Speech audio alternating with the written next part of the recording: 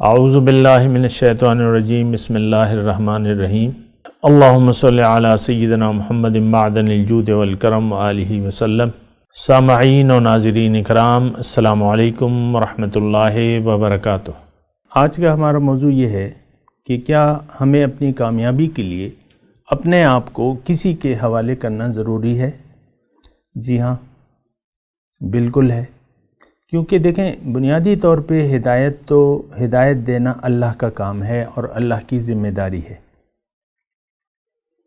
یہ ذمہ داری اللہ تعالیٰ نے براہ راست نہیں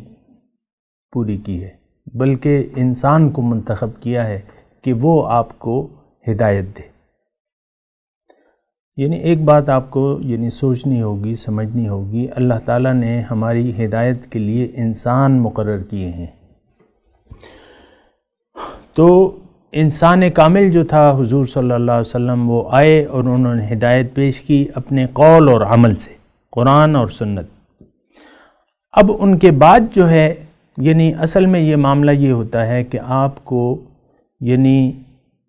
ہدایت لینی ہے کسی ہدایت والے سے، قرآن سیکھنا ہے کسی صاحب قرآن سے، اور آنکھیں آپ کو نور چاہیے، آپ کو آنکھوں والا چاہیے۔ تو یہ آپ سوچیں اور اس کے بارے میں اگر کوئی بھی سوال ہو آپ کریں۔ میں کہہ رہا ہوں کہ حضور صلی اللہ علیہ وسلم تشریف لائے، انہوں نے انسانیت کو نور کی طرف ہدایت دی اور نورانی لوگ بھی پیدا کیے، نورانی آنکھوں والے لوگ بھی پیدا کیے۔ تو ان کے بعد جو ہے حضور کے بعد قیامت تک آپ کو اپنی ہدایت کے لیے کسی زندہ انسان کی ضرورت ہے جو آنکھیں رکھتا ہو، زندہ انسان کی آپ کو ضرورت ہے جو آپ کو اب اس روشنی کی طرف ہدایت دے جو کہ رسول صلی اللہ علیہ وسلم نے ہمیں پیش کی ہے اپنے قول اور عمل سے، قرآن اور سنت۔ تو آج کے دور میں آپ کو ضرور ایک آنکھوں والے کی ضرورت ہے کہ کوئی آنکھوں والا جو ہے آپ کو ملے۔ کیوں کہ آپ اندھیرے میں ہیں۔ اگر آپ اندھیرے میں اپنے آپ کو سمجھتے ہیں، آپ کو ایک آنکھوں والے کی ضرورت ہے کہ آنکھوں والا شخص جو ہے آپ کی رہنمائی کرے۔ پھر جب آنکھوں والا آپ کو مل جاتا ہے تو پھر یہ ہوتا ہے کہ آپ کو اپنے آپ کو اس کے حوالے کرنا ہوگا، اس پر یقین کرنا ہوگا، جیسے کہ ہم رسول پر یقین کا وہ ہے، پھر اس انسان پر یقین کرنا ہوگا کہ ہاں یہ مجھے اللہ کی ہدایت دے گا، وہ آنکھیں مجھے یہ دے دے گا۔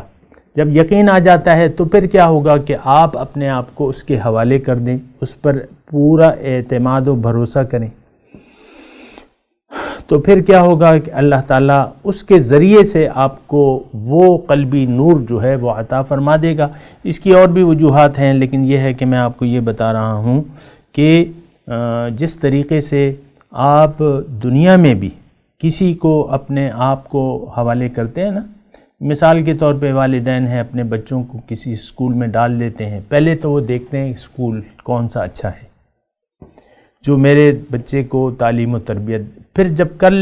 ڈھونڈ لیتے ہیں تو بس اپنے اس کلاس ٹیچر پہ، اس اسکول پہ ذمہ داری کر کے بس وہ پھر ہوم ورک وغیرہ میں اس کا امداد کرتے تو ضرور ہیں، لیکن یہ ہے کہ ان کو بھروسہ ہوتا ہے۔ پھر کلاس وہ پیرنٹ ٹیچر میٹنگ ہوتی ہے، اس میں ٹھیک ہے اگر والدین نے کوئی نقطہ اٹھایا تو ٹھیک ہے، ورنہ وہ پھر ٹیچر سمجھا دیتے ہیں، پیرنٹ اپنا وہ کرتے ہیں پوائنٹ کے، تو پھر ٹیچر کہ بھئی ہم اس طریقے سے بچے کی تربیت کر رہے ہیں۔ تو آپ کو حوالے کرنا ہوگا کسی بھی اللہ والے کے جو آپ کی نظر میں ہے اللہ والا ہے، اور آپ کو جب یقین آ جاتا ہے کہ یہ اللہ والا ہے، پھر آپ کو اپنے آپ کو اس کے حوالے کرنا ہوگا، بالکل ایسے کہ آپ جیسے کہ اس کا مال ہیں، آپ اس کا مال ہے، اپنی مال و جان کو اس کے حوالے کر دینا ہوگا۔ اور اس میں بنیادی نقطہ تو یہی ہے کہ آپ اگر کسی کے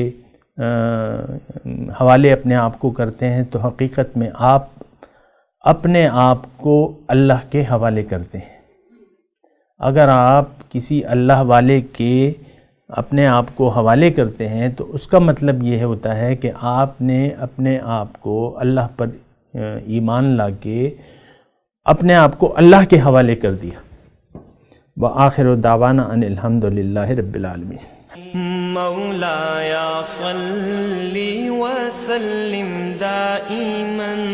ابدا على حبيبك خير الخلق كلهم